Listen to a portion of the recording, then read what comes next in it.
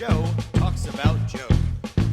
And now, your host, Joe Slepsky. Hello, Joe on Joe listeners. Welcome back to another episode of Joe on Joe Illustrated. This is the version of Joe on Joe podcast where we go over an issue of G.I. Joe, a Real American Hero, page by page, panel by panel. It's like a master's class in G.I. Joe, and we break everything down with a critical eyes to the storytelling. If you caught us last week, we did Snake Eyes Dead Game, and this week I am visiting G.I. Joe issue number 58. I haven't done one of these mainstream Joe issues in almost a year now, and last time we did it, we did number 57. So if you're interested in going back, you can find them in the feed. You can go to my patreon.com/JoeOnJoePod, and you can find them. They're certainly hosted there. They are, the majority of them are patron exclusive podcasts, but we have released a few on this regular feed that you guys are hearing right now. And you guys know if there's one thing I love, it's comic books. So I really enjoy doing these. I'm glad to be getting back to them. We are going to get back to the animated stuff, starting with like the Spy Troops, I think is next. But I'm going to take a little break from that because there's really not a ton left, especially until we get to the, the newer stuff. So I don't want to fly through that all too quickly. So we're going to dig into some illustrated stuff. And the other thing that I love, guys, is, and this is important, I love my friends. And if you're listening today, there's a good chance you're living in America. Now, I know we got some fans like our fans G.I. Joe Netherlands and, European Joes. But if you guys are living in America, you guys know that our healthcare system can be very, very expensive. So I don't know if you guys have seen my Twitter, but I've got a very good personal friend, someone who's been a bosom friend of mine since my very first day of walking into college. His name is Derek Lauber, and his wife is currently in the fight of her life against a very rare, extremely rare form of cancer. Less than 500 people in the world have this type of cancer. It's a very serious thing. It arrived this summer, and she has been living in the hospital on and off, mostly on, for the last 3 months. And she is literally in the fight of her life. And you guys know that these types of situations for anyone in America with as good of insurance as you possibly can have can be very expensive. And when I say I've known Derek as a good friend, like a brother, like I know him intimately, he is one of my very favorite people in the world. And so we set up a GoFundMe, and I've been tweeting about it this last week. We put it live over the weekend, and we've had great success. Thankfully, the generosity of our fellow citizens knows no bounds, and it has brought us to tears multiple times in the last 5 days. Seeing just the kindness of complete strangers in some cases, certainly close friends in others. And that's the wonderful thing about social media and fundraisers and things like GoFundMe, where you get to see people really show the best and donate and help share the word of complete strangers. A lot of people that may not know Derek, and I think that probably is most of you in the audience.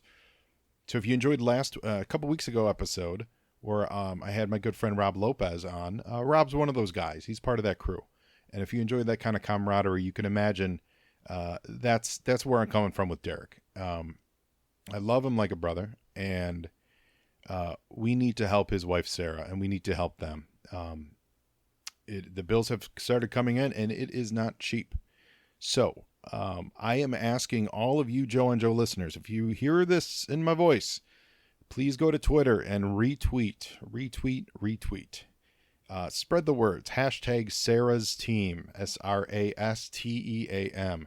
I know what you're thinking. You're thinking, why not Team Sarah? That seems easier, right? Yeah, except there's some kind of vampire show or some kind of CW drama that apparently has a character named Sarah.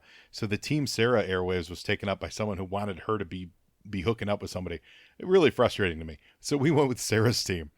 And at the very least, guys, if you're listening, please do me a favor and retweet and share the GoFundMe campaign. I'm going to include links on this episode, and it'll be on the Facebook page, and it'll be on Twitter. And please, if you're on Twitter, if you're on social media, just share it. If you're inclined to donate, that'd be even better. but all we're asking for is just to share it and get the word out. Now, if you are inclined to donate, if you guys do enjoy what I do here on the show and you want to help give back to someone that I love, please do donate, because two things. One, the first $500 in donations that are commented with some kind of JoJo or hashtag JoJo, or that I can identify that you guys got it from the podcast, Joe and Joe Pod will match it. So let's do that. And the other thing is, the first 10 individual donations that come in that also have that JoJo, guess what I'm going to do? I'm going to send you a Joe on Joe personal protective face mask. I had a bunch of face masks made up this summer, and I passed them out to all of our Patreons, and I've got a few left over. So the first 10 people listening within earshot of this, that hashtag it with JoJo, do it, and then reach out to me and let me know about it. And we'll get all your shipping information, and I will mail you completely, because I love you, a Joe and Joe face mask. They're fun. They're fashionable. You may have seen me wear them. They're black with the Joe and Joe logo on the front. It gets people talking. A lot of people are like, hey, look at that. I get a lot of people pointing at me. Also, when it's funny when you're in places and you like you're at the pharmacy or something, and they have to give your name, and you say Joe, there's a knowing look on their face of, well, yeah, duh. I don't think that'll happen to you, because you'll say, like, my name's Bill or Fred. And then they'll really be like, well, then why do you have Joe in your face? And then you can say, because I listen to the Joe and Joe podcast. Anyway, all that aside, first $500 in raw donations, the Joe and Joe pod is absolutely going to match, guys. And the first 10 listeners that tag it, and then, reach out to me. You guys can reach out to me. I'll share that in a sec. First 10 listeners, reach out to me. Let me know you've donated, and I will absolutely mail you a Joe on Joe face mask. There were only 50 made, so they're very custom. They're very nice. They're silky and delicious. And you can always reach out to me at Joe on Joe Pod at Twitter, Facebook, Instagram, or you can send me an email to joeandjoepod@gmail.com and reach out to me there. So this is serious, guys. I don't think I've ever really done this on the show, this overt. We have the Patreon, and I appreciate everyone that's there. And but this is a real thing. This is my buddy who's fighting for his wife's life, and fighting for their lives, and trying to keep everything together. So if we can keep them focused on healing and not focused on keeping a roof over their head, this is going to come in real handy. So, all right. But with that out of the way, I'm also going to extort you to go to Movies and a Meal and listen to the Movies and a Meal podcast. They are the fabulous sponsor of this show. And every week, Ben and friends, they listen to, or they watch rather, a movie. Yeah, everyone brings a new movie to the table. And it's weird too. Like some week they'll be like, someone will be like, I watched Deadpool, and then I watched Sophie's Choice, and then I watched Jurassic Park. Those three movies have nothing to do with each other, and yet they bring it all together. And it's very much, it's like three friends sitting around chit-chatting about movies and having a meal. They have a lot of guest stars, a lot of friends on there. It's a like a rangy kind of podcast in that regard, but they're a lot of fun, and they're really great. Good friend of the show, Ben Penserga. So give them a listen, guys. Movies and a Meal podcast. And so without any further ado, we're going to get into Joe on Joe Illustrated. Before we start with G.I. Joe issue number 58, we're going to start with that segment that all the kids are talking about on the playground this summer. They were talking about You Were Saying. You were saying. And this is where we look at what other comic books were on the shelf during the month that this book was also on the shelf. So G.I. Joe 58 hit the shelves in April of 1987. And Marvel is in the middle of that just Marvel 80s rush of super talented young new creators, veterans who are at the height of their game. And it shows. A quick look at some of the covers, and what we like to do is we'll call out some of the numbers, and then we dig deeper into some of the issues that really resonate with me. This is fun for all of the fans of licensed properties, which we are. Animax number 3 is on the shelf, and Animax, if I recall, were animal cars. Isn't that what Animax was? I feel like Animax was cars that also like transformed into animals. If anyone listening, if you guys have any Animax, let's share those and be delighted with them. Avengers 278. This is the Avengers fighting the armies of Atlantis, and this is during that Roger Stern run of Avengers, which is very overlooked, primarily because the cast of the Avengers at this time were total B level. Like they were severe B-listers. You had Captain Marvel 2, who's now Photon, who's Monica Rambeau, who's great, but a B-lister. You had She-Hulk, who was definitely a B-lister at the time. Black Knight. You also had Dr. Druid, who's both a B-lister and a punchline. And then you had the Wasp, and I believe they're fighting Atuma, but it's an Atlantean thing going on. And that whole run is overlooked because it's real charactery and not really epic in the battles. Namor showed up a lot. They did have that amazing run where Jarvis got put in the hospital. That was really cool.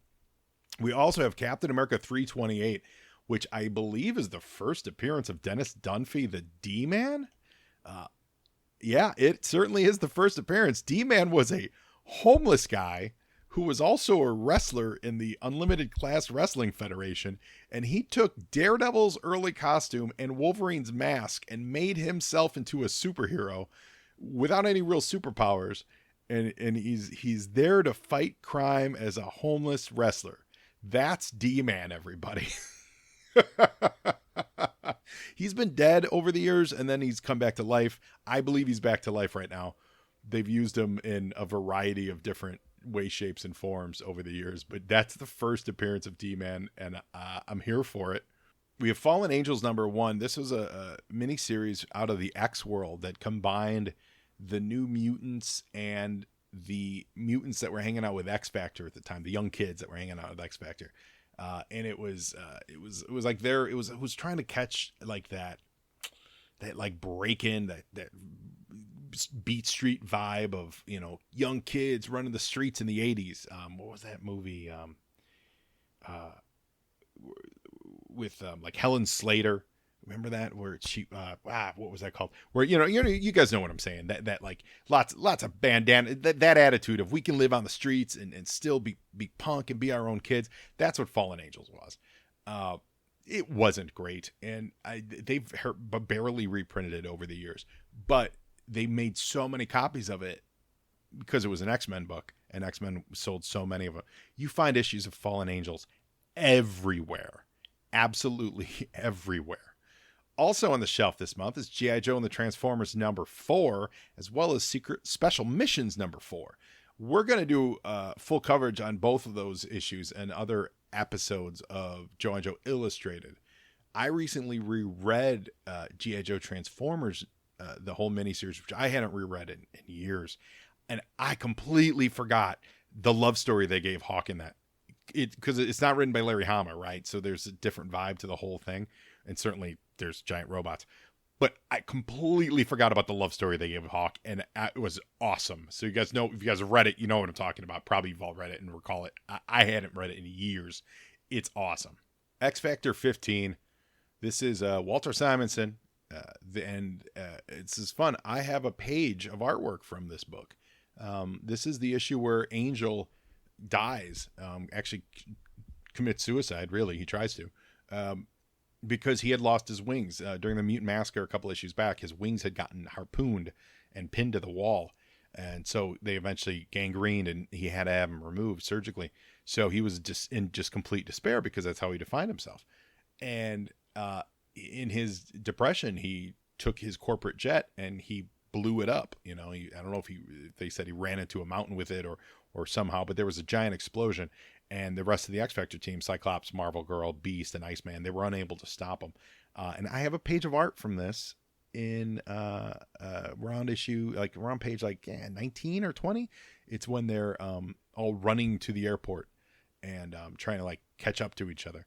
And it's because Walt Simonson is my favorite. And when I was a kid, he was absolutely my favorite. And when they started selling a lot of artwork at shows, which really wasn't a huge thing until the early mid 90s, late 80s, early 90s. There were Simonson pages to be had. So I'm not going to front you guys. I bought two Simonson pages, one from this issue and one from, I think it's issue 18 or 19. I believe I paid $6 for it in 1991, something like that, 1990. And I love it. And I still have it framed to still have it with me today. I've had people make me offers on it. I don't really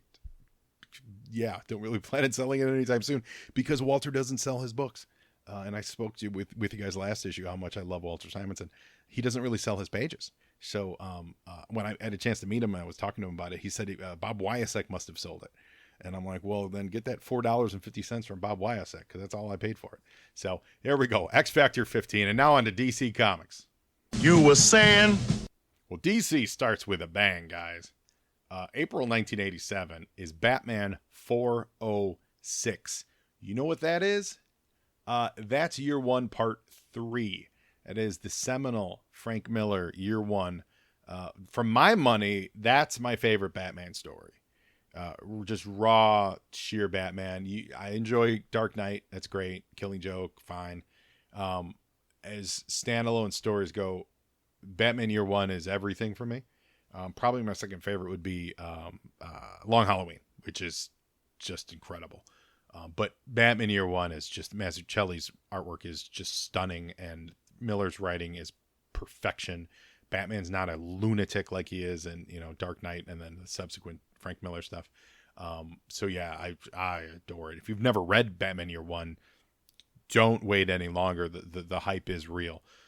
Staying in the Batman vein, we got Detective Comics 573. This is the way too short-lived Alan Davis era of working on Batman with Detective Comics.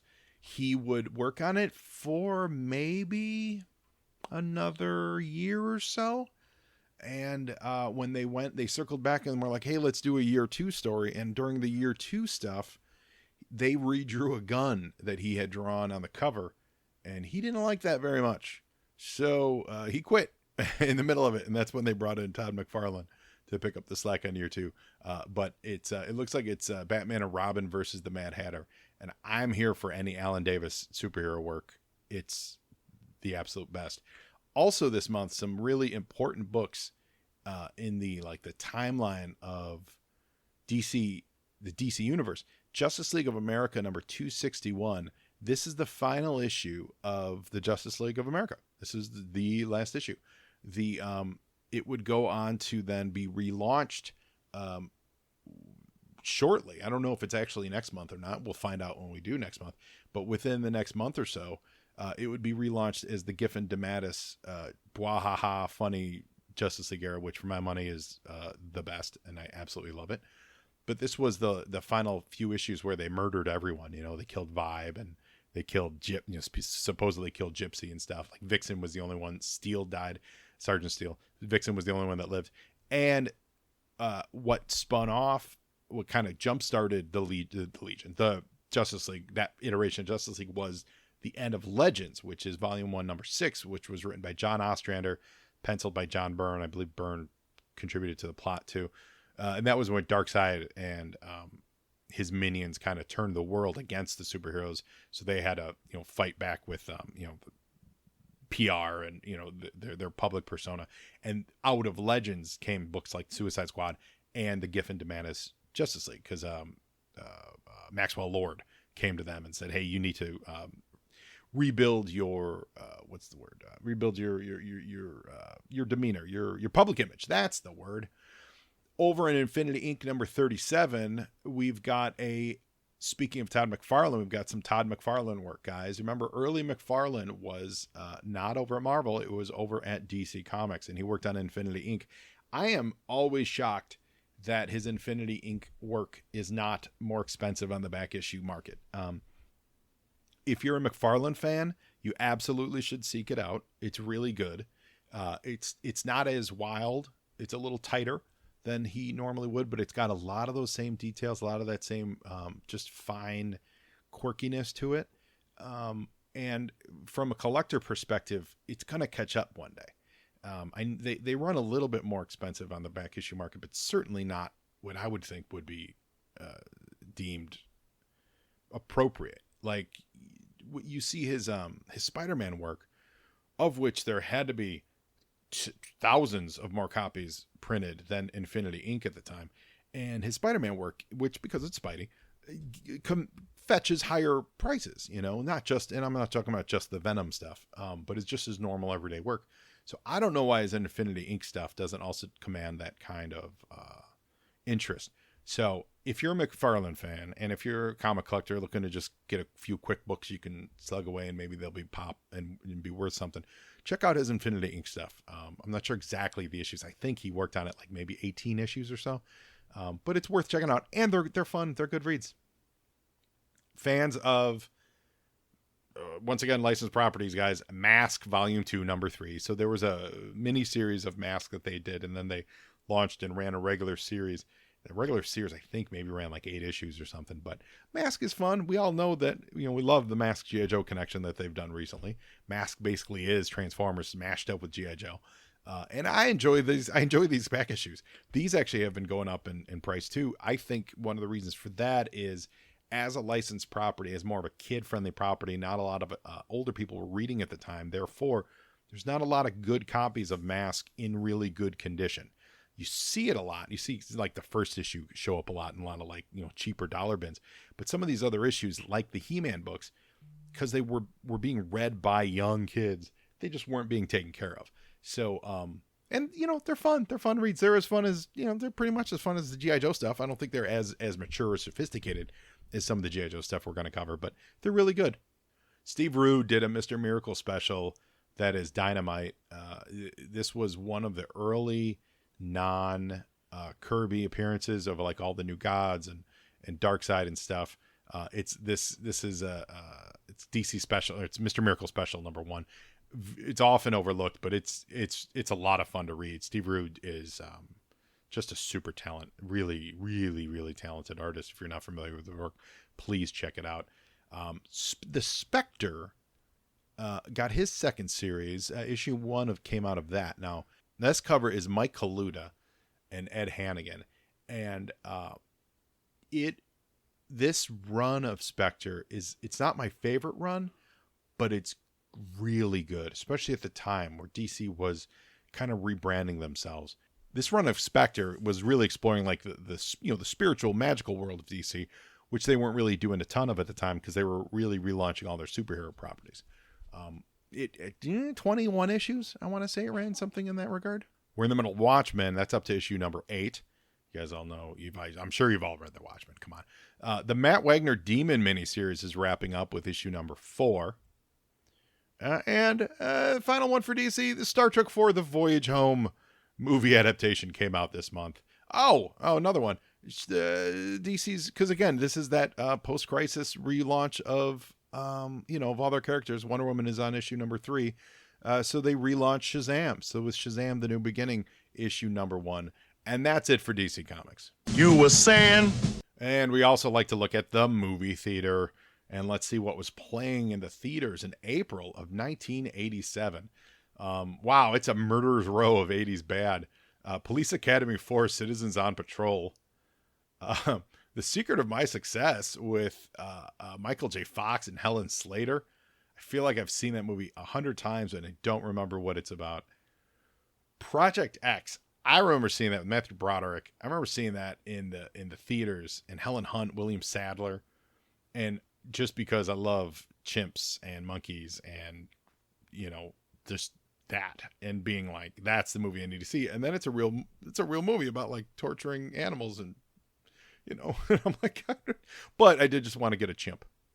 And then also this month, My Demon Lover with Scott Valentine. And this was recently covered on the podcast, How Did This Get Made? It's a delightful podcast if you're familiar with that one. And they did My Demon Lover relatively recently. It's a great listen. And that's it for You were saying? So now we're going to dig into G.I. Joe, Real American Hero, issue number 58. We start with a cover by Mike Zeck and Kim DeMulder. Mike Zeck doing Cobra Commander in his battle armor. Now this is, this battle armor, guys, this is very divisive. We know this. You either love it or you hate it. When I was a kid, I gotta say, I think I hated it. And when I'm an adult, I gotta say, I think I love it. I had him and I never really enjoyed him. When it was introduced in the comic now, I was like, this is such a toy move. It turned me off in the comic, but rereading this, Larry and the gang, they absolutely make it work. And we're going to get into that as we go page by page. But right now, this cover is the first time readers of the comic were given this, oh, Cobra Commander in his new outfit, look out. They even say Cobra Commander Reborn on the cover. And let's look at how Zek draws this iconic look for old Fangface. He really does a great job of making it look like a man in an exoskeleton kind of suit. You know, it's not a real Iron Man suit. It is a enhancement suit to enhance his movements, not necessarily a suit of armor like Iron Man. When I was a kid, I thought I treated it more like an Iron Man outfit. But when I, go through this issue in the way that Fred Seven talks about it later on, it really is an enhancement outfit. And that subtlety, and it is subtlety, was lost on me when I was a kid. For me, it was just Cobra Commander is dressed like Iron Man. And it's, of course, Cobra Commander bedside to Billy. Billy's, we can tell as Billy's got the eye patch. That's smart iconography being used there. And he's got his fist, shoved up. It's a great cover. It is an absolute iconic cover. The design of the costume still is a little iffy. Like it's out there, man. You know what? It's out there. There's a lot about it that is so out there. But this looks like something that a comic book artist, someone talented like Mike Zeck, would say, okay, this is the toy. It's an enhancement skeletal suit. Let's see. This is how I would make it look, and it works. Like it for me, it works. I don't think I'll ever enjoy the open rebreather on the side of the helmet. It made a great accessory and certainly something to lose, and now probably very expensive on the aftermarket. But it always was. I was always like, well, I mean, why would if he needed that to breathe, why would you leave it so exposed? That never made sense to me. Anyway, so here we go. Yo, Joe! Desperate Moves, written by Larry Hama, pencils by Rod Wiggum, big fan, Andy Mashinsky on inks, George Russo's coloring, Joe Rosen lettering, Bob Harris editor, Jim Shooter editing-in-chief. This is my kind of splash page, guys. You're right in the middle of the action. Splash pages are my favorite kinds of splash. They could certainly be used for a lot of effects, but my favorite kinds of splash pages are ones like this, where it just throws you. There's a lot of action. There's a lot of movement on the page. There's a lot of things going on the page. It's not just a giant picture of someone's face, or just a big stat. Just because it's a larger photo of something doesn't make it as useful as something like this, where there is a lot going on. There's depth to this picture. If you look at we've got the guys close up. You've got the guys mid-range doing the fighting. You've got the vehicles in the background getting attacked. The coloring is absolutely doing a great job with it, because you've got these pink and it's funny. The one looks like the G.I. Joe APC, but you got tanks and an APC and a couple supply trucks. They're all colored this like light pink, where the people in the foreground are actually colored whatever colors they would be wearing at the time, and that gives the impression or the image of distance. If you color everything the way it would, it could still absolutely look good, but it removes a lot of the depth. This really puts a layer when you do this with the colors. It puts a layer to the eye to say that they're so far away that it's harder to distinguish even what color they are. And also, the color scheme is being affected by these explosions. You could see that on the sides of the truck, they're yellow and orange because that's where these explosions are happening. So it's really sophisticated coloring. I like it. George Russo's great job. We start, it's somewhere in the Middle East. We do the great job that all comics are supposed to do. We name everybody. So Professor Gamal is getting congratulated by just a rando guy. And then he says, congratulate me after we've run the battle. So that's so smart, because now you've named that guy without, it's a great way to identify someone that we have absolutely no idea who he is. And you see that everyone else is wearing a very similar uniform, except the two dudes in the middle that we barely see. They're not even at all the focus of this image. but it's Dusty and Mainframe, but they're absolutely not dressed like the rest of them. So if you're paying attention, you would see these Middle Eastern fighters, some rando dude, and then this Gamal guy, and then there's another dude who's also wearing a different color than the rando fighters. It's a really smart page if you look closely. JoJ! So now we go from that wide shot, splash page to a nice tight close up. So the camera flips around, and we see, of course, that it's Dusty and Mainframe, and Mainframe name checks Dusty for us. Although I believe we've met both these guys in previous issues, and certainly we all love those guys. But it's a comic, so you got to do that. And Dusty quickly replies with the name check as well. So you go from this giant splash page letting us know where we're at to a close-up of who the story's going to focus on. So it tells us that part of the narrative. And then it cuts back to the action. So now it brings us to the bottom of the ravine.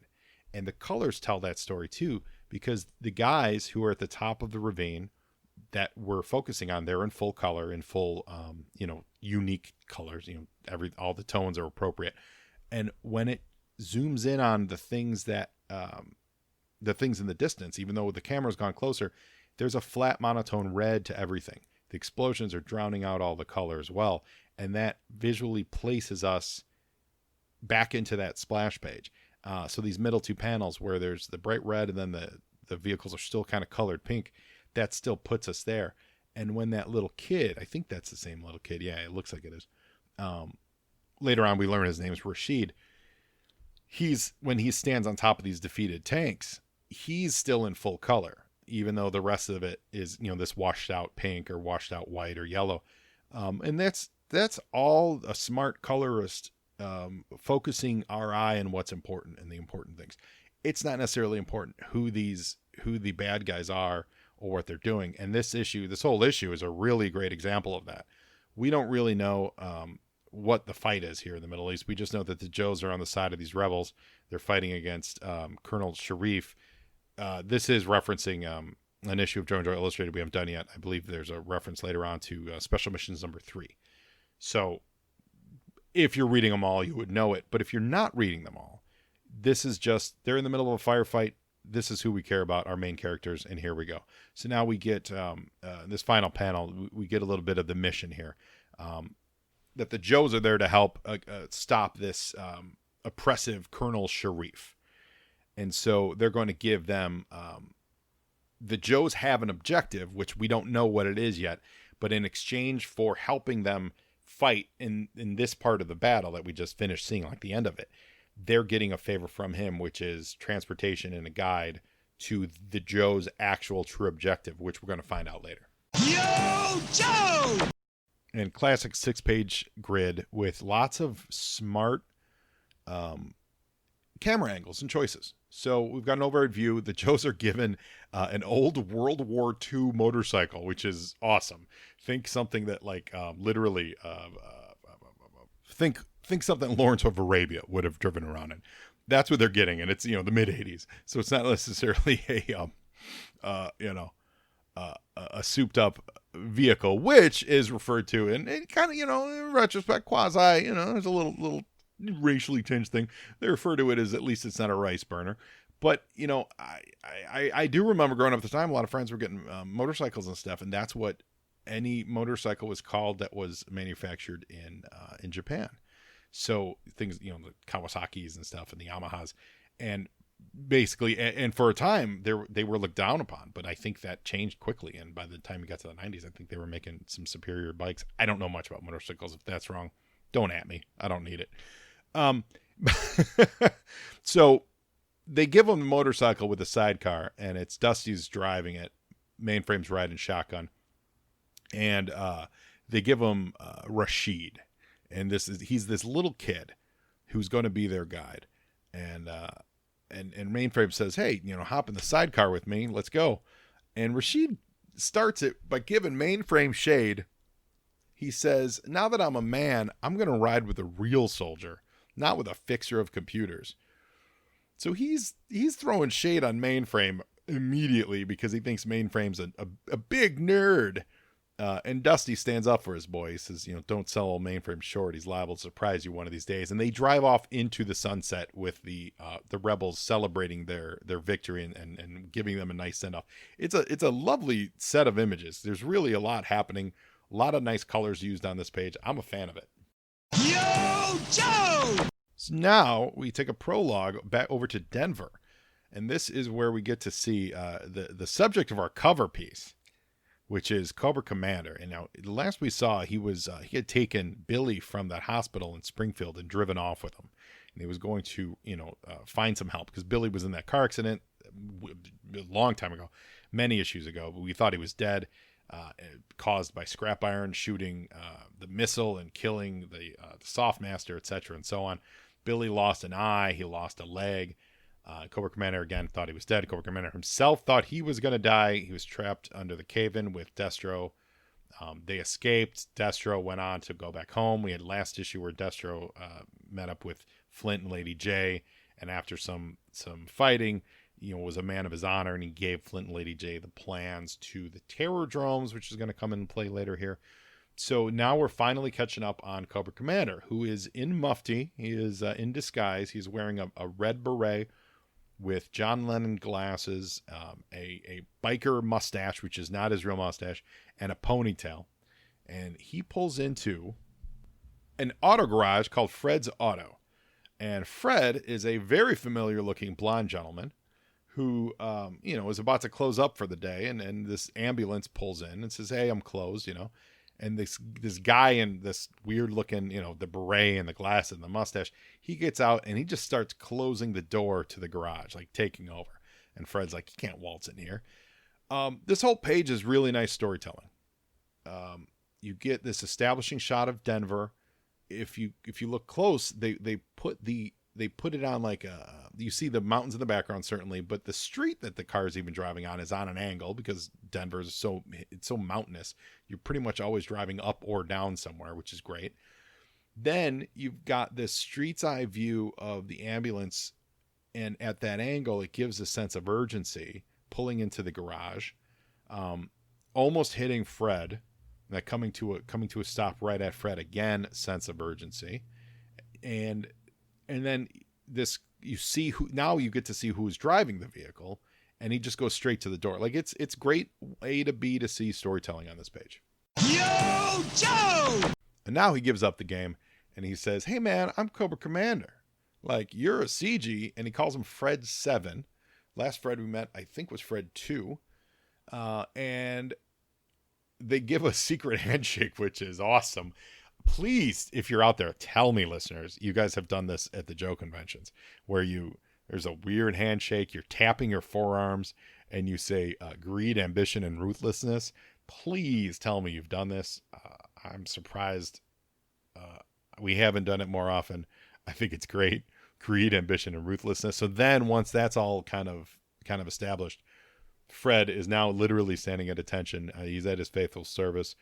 The Cobra Commander starts wheeling out. So now we get to see the occupant of the ambulance itself. And the doors reveal and we see that Billy is still in his coma. And we don't know how, we don't know why, but Cobra Commander says that Fred's the only one that can make him whole.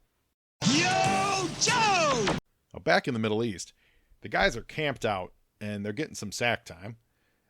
Mainframe is curled up like with his hands, like Mainframe is straight up sleeping, which is awesome. And Dusty can smell something in the air, so he gets a little squirrely. We start with this establishing shot. Again, this book and comics of this era absolutely did a great job of establishing position and action. And that is, if I have one, well, more than one, but if there was one thing from a storytelling perspective that I don't think modern comics do well at all, if not certainly not enough, is establish things. Ground me in this story, ground me in where things are happening. Because when you do that, you can then lose me. But then it really lose me in different panels, so you can close up on things and show whatever kind of action you want to show without the encumbrance of backgrounds. But then you snap right back to it when you reestablish the background. And it's a skill that I think is lost on a lot certainly not all, but a lot of modern comic book artists don't have this skill, or they choose not to because it's flashier instead of this first panel. It'd be flashier to draw a close-up of these guys sitting over fire. And I don't think it does the job. I don't think it serves the story as well. And in this case, we're actually getting a slow pan in. So the first panel is from a distance. The next one's kind of a medium shot. And then we get this close-up and we see Dusty and Rashid, where Dusty basically says, I'm going to go find out. I'm smelling something out here. So I'm going to go recon it. Tells him to stay put. Before Rashid's going to follow him, and Mainframe wakes up from his presumed pleasant slumber and stops him. Is like, hey man, you just stay put. And this last panel is amazing because we haven't seen Mainframe's face the whole page, but now we get the shot of his face, and he is cool as a cucumber. And they show his finger pointing at him, and he's scolding him. He is absolutely scolding him like a father figure, and he's saying, just stay put. Mainframe is not, his partner just ran off into the wilderness, into the desert night alone to stop presumably guys that are after him. And Mainframe's cool as a cucumber, and he's just like, chill out, dude. We're gonna be okay. And it's a nice bit of storytelling on this page. JoJ! Meanwhile, Rashid is freaking out, right? And as he freaks out, Mainframe pulls his hat even lower to get more Z's. That hat low thing, that's an Indiana Jones move. I'm sure more people have done it before that. For me, I always associate that with Indiana Jones from Temple of Doom. I love it. I love seeing dudes that are trying to get some sleep put their hat over their eyes. It makes me happy every time. So sure enough, we hear a bunch of gunfire and explosions off into the distance. We see this stuff, and Mainframe does not move. Absolutely doesn't move. So in the moonlight, Rashid sees one solitary figure heading their way, and he's carrying a bunch of guns, and he doesn't know who it is. And Rashid is sweating bullets, literally. JoJ! And he shines his flashlight on him, and sure enough, it's Dusty with 4 new guns and probably some grenade launchers and all kinds of good stuff. And he says one of them got impatient, and they lit up a cigarette, and the smell of tobacco carries a long way. And without missing a beat, Dusty crawls into his sack, and he goes to sleep, leaving Rashid just like, what did I sign up for? Like, he's on edge, and these two dudes are just going to bed. What is happening here? I love this sequence. This sequence has stuck with me for years. The concept of cigarette smoke carrying, that has been burned into my brain, guys, for 30 years. Absolutely burned into my brain. I love it. I adore everything about this sequence. It's fantastic. JoJ! Now, back in Denver, we're going to learn a little bit of why Cobra Commander thinks that this CG, Fred, can help his son. So, Fred, of course, says, you must know about my secret lab. When Cobra Commander says, of course, I gotta be honest, I don't know that Cobra Commander does know about that. I feel like he might be bluffing here. If he was really bluffing, I feel like there would be an ellipses after, of course, ... That's probably more accurate to say. So I don't know that. I'm reading a little into it, but I love that in that one line reading, you easily, he could just be bluffing. Like, yeah, of course I know. If you're an actor, you would, I could see that being read a couple different ways. And then they take the best take of like, of course, or, yeah, of course I knew, kind of a thing. It's a very subtle thing, but I really dig it. So now we also get our first tease of fan favorite, guys, Raptor. He's not in this issue per se, but his bird is. And it's great.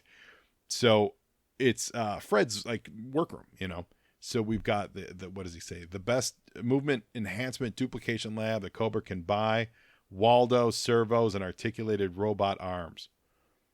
And then Cobra Commander points out, like, what's with all the birds? And this is where we get their hawks. They belong to a friend of his who's his accountant, and he's a special project of Destro's. Destro caught him poaching on Cobra property, and he thought he might come in handy someday. And in the meantime, he does Fred's books. Guys, Raptor is around the corner, and I'm here for it. In this, we get a nice reveal here. So the suit of armor that will eventually become Cobra Commander's, it's sitting under this draped cloth thing, and it's a big whoosh, pull it down. And it's a new suit of battle armor fit for a Cobra Commander, and it looks just as good as the Mike Zeck stuff does. And it really does look, I mean, much more than the toy, I think. It really looks more like an articulated exoskeleton than it is like an actual battle armor. Like an Iron Man suit, if you can see the difference there. JoJ! Elsewhere, this is great.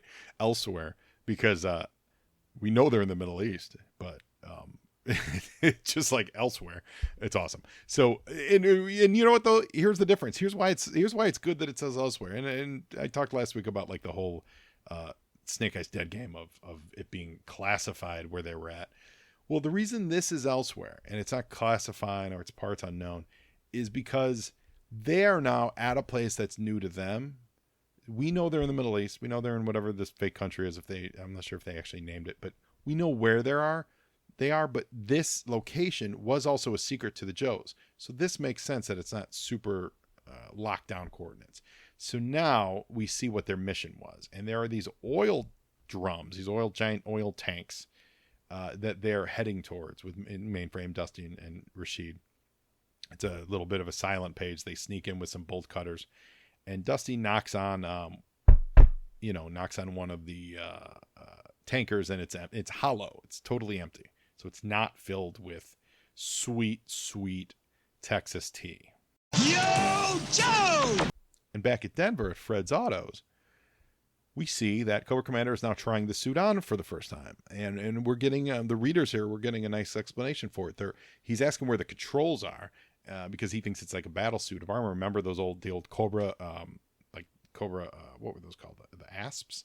The suit of articulated Cobra armor that were like first gen G.I. Joe stuff.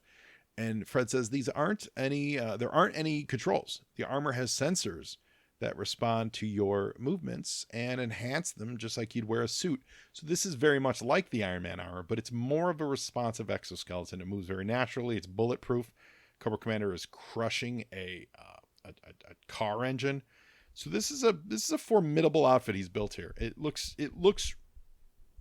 cool. And it does look like something a guy would build out of his garage. It looks like a car. That's, you know what? It looks like it's got the designs of a car, like an old Chevy or something like that.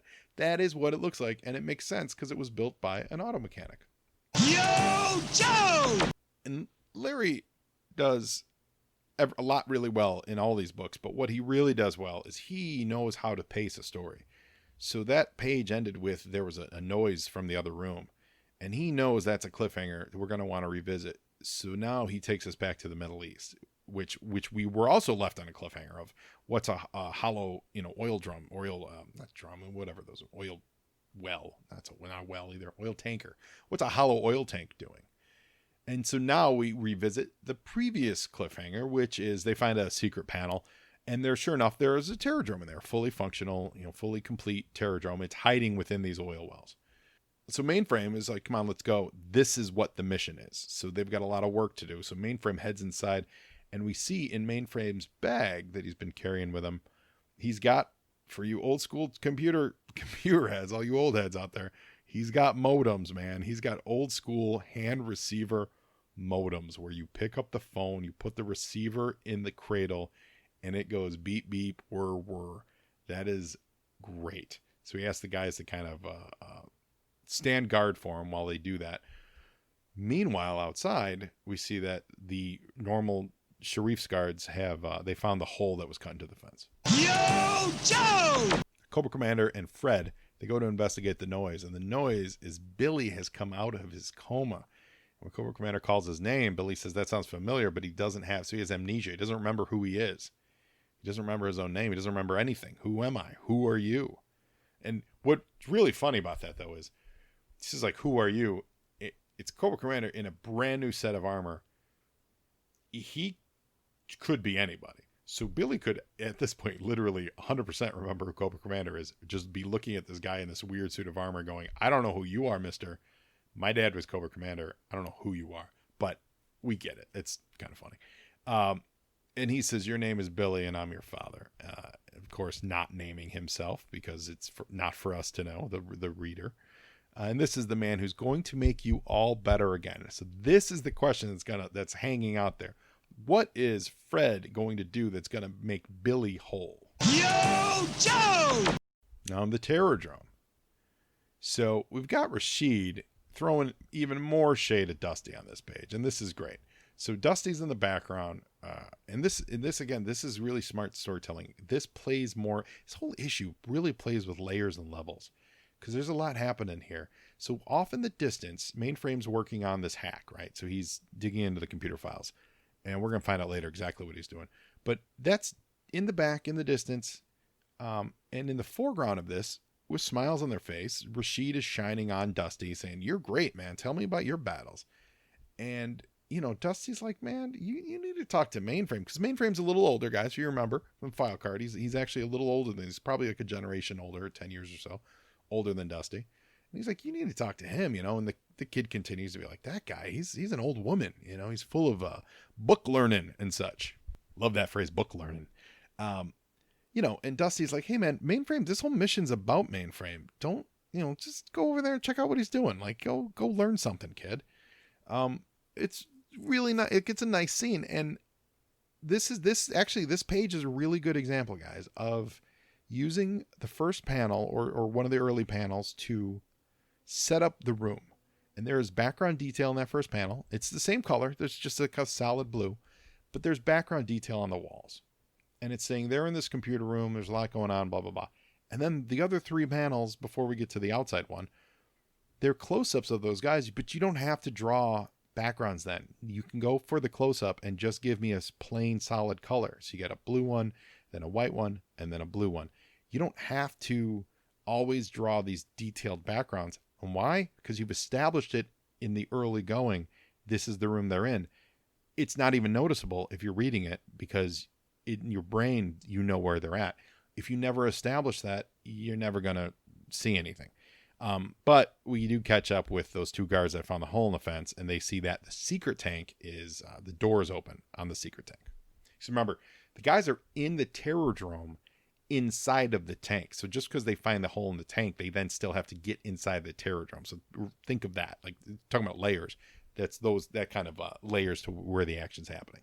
JoJ! This page is amazing. This page is awesome, and I love it. I love everything about this page, guys. It is an introduction by Larry and the gang to computer hacking for all of us who in 1987 had absolutely no idea how any of this stuff worked. It is Mainframe explaining how you have you plug in a line from a computer, and then you plug an ordinary telephone into this interface box, and then the telephone talks to the computer. And then if you plug that extension in, and then you play a pre-recorded series of beeps and whoozoo-wazas, it'll make a phone call to another computer, which will then transmit the data. Guys, this is G.I. Joe working the internet in 1987. I love it. It's great. And it's really detailed pictures. I would love to find out, because I'm sure that he did. Like, did Wiggum? They must have done research on this and said, like, what do modems look like? This isn't someone making it up. This is someone paying attention, because it all, quote unquote, works. It's great. And so this is, Mainframe explaining to the kid what exactly he's doing. And he says that they're calling the chaplain's assistant gym in Fort Wadsworth, Staten Island. JoJ!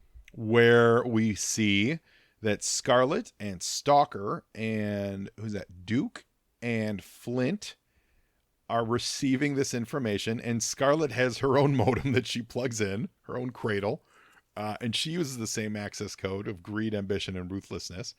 And they're matching this to the Terrordrome codes. So what the whole plan is, they got these Terrordrome codes from Destro last issue, Flint and Lady Jaded. And they didn't have anything to do with them until they were able to kind of run those codes through an actual Terrordrome. So they sent Dusty and Mainframe to infiltrate an actual Terrordrome and process these plans that they got through them, so they could decode them, and they could actually understand what the Terrordromes are really for. Because certainly Terrordromes are terror, and they're there for military, but they're popping up in so many places around the world. The G.I. Joes, rightfully so, assume Cobra has a bigger plan, and they want to find out what they are.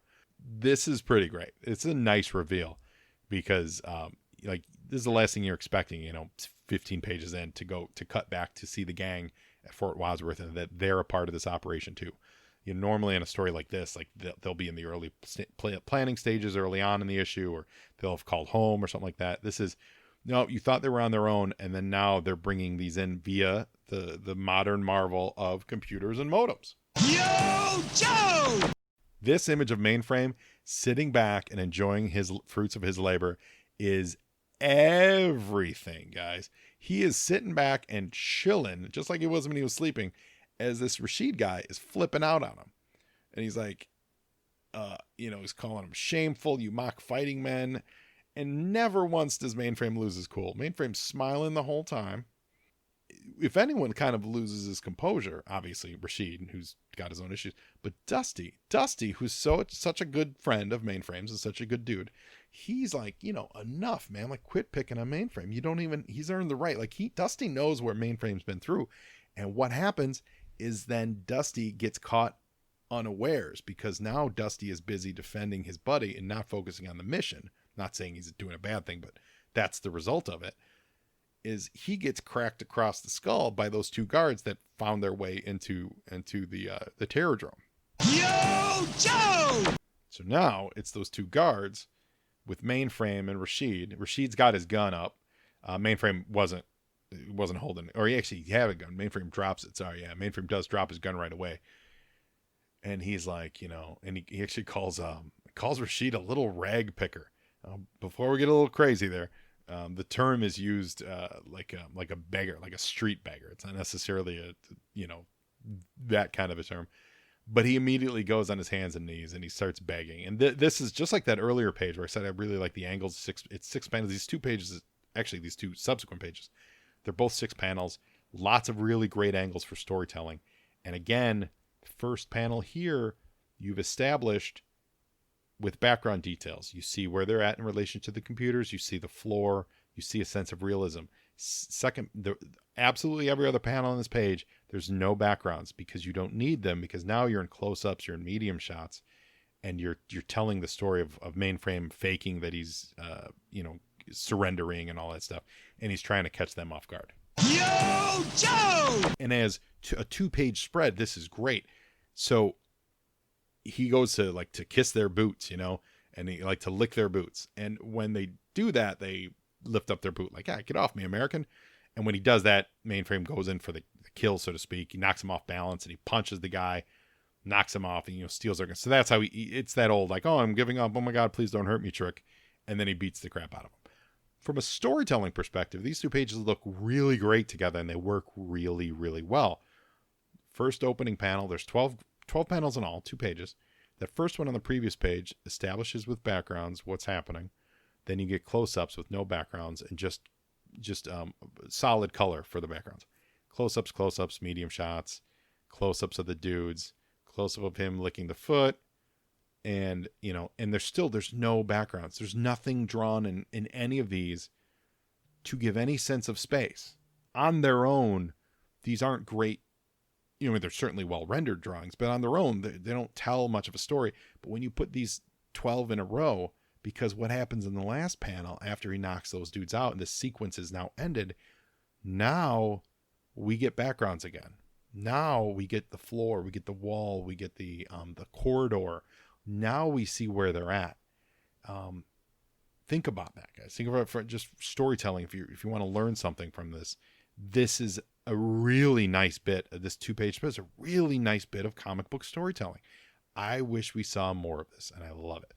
JoJ! So they go outside, and of course there's other dudes. There's tanks and there's other soldiers, and they start shooting at them, and so they have to duck for cover and everything. So they're getting chewed up and spit out. So again, it's got to be Mainframe to the rescue. So he runs inside. So we love the Terrordrome as a toy. We know the Terrordrome's got that sweet jet in the middle of the Terrordrome. Forget with the fire bat, right? Mainframe points out that these actually are really easy to use because it's meant to be used by people of any language, so all over the world. So they can't be coded to a specific language. It's more of graphical symbols, which is really prescient because what do we do today, guys? We do emojis and we do graphic symbols and things like that. So that's apparently how they built these Terrordromes. And you see him hit the launch button. JoJ! And the fire bat in a great shot. This image of the fire bat launching is really good. Like this is from a like actiony kind of flashy art perspective. It's one of my favorite Rod Wiggum panels, guys. This really looks good. The fire bat launches up in the air, swoops back around, and it just strafes everybody and shoots everybody, and sends them running in terror. Right? That's a good looking fire bat. JoJ! So as the fire bat is doing what it's doing, they use this to escape. So there's lots of explosions outside. Mainframe's kind of taking charge right now, and he's like, "This is a chance. Let's go. You want to live forever?" And they head out into the fight. The one thing I did wonder on this, and I think it's probably because Firebat is built to be a one-man escape plane. Like, couldn't they have just gotten in the Firebat and flown away? I get it. This certainly makes a better story, and probably a bigger chance that they would have blown themselves up because they don't really know how to fly a Firebat. I get it, but really nice use of it. And these last two panels, very cool time-lapse photography here because it's basically one shot, but it's split up into two panels where the divider shows them leaving the oil tank and then it shows them escaping the oil tank. So that in between those two panels, that's doing a lot of the heavy lifting. There's a lot of action, a lot of fighting, a lot of shooting, assumedly happening during those two. But if you look at it from a distance, it's really just one shot. It's great. JoJ! And they're driving home. Once again, Mainframe is asleep in the car, chilling out. And Dusty refers to him as an old vet. They can do that. They can rack out at any time and cop Z's at will. And Rashid says, why didn't he tell me that he was a fighting man before he learned all about computers? I insulted him. And Dusty says, well, he's an old campaigner. He doesn't need to prove himself to anyone. He just gets the job done and to blazes with what anyone else thinks because a soldier only wins by surviving. And this page is also really cool because this whole adventure they had took place in one night. When they left, if you go back a few pages, when they left, they were driving off into the sunset. Now they're driving into the sunrise, and they're driving exactly the way they came into the sun that's coming up over the horizon. Such a smart, very subtle piece of storytelling there, guys. They're absolutely heading back the way they came because it's 12 hours later, or however, sunrise, sunset, and they're going back home. Awesome. Absolutely great. This is an all-time issue. I don't think this issue gets enough love. It's so good. Yeah, so good, guys. Just absolutely so good. I haven't actually read that issue in quite a while. I forgot how good that was. That was really, really exciting. I hope you enjoyed it as much as I did. Remember, guys, if you're hearing this, please go to the GoFundMe. It's Fight Cancer with Sarah Lauber. I'll have the link. The links will be all on our all over my Twitter and Facebook stuff. Please remember the first $500 Joe on Joe Pod will match that tags it with Yo Joe or Joe on Joe or some kind of, just let me know. So let me know. And the first 10 people, individual people, because that's the great thing about these GoFundMes. You guys can pledge $10. You guys can pledge $5. You guys can pledge $20. You can pledge $100. Whatever you want. There's no minimum on it, and it's all about those micro donations, as they call. So if you guys help us out, first 10 people, I'm going to send you a Joe on Joe face mask. So let's make that happen. And love you all, and I love Derek and I love Sarah. So let's make life easier for them. I think we can all come together and do that. So now you Joe, and Joeing is half the battle.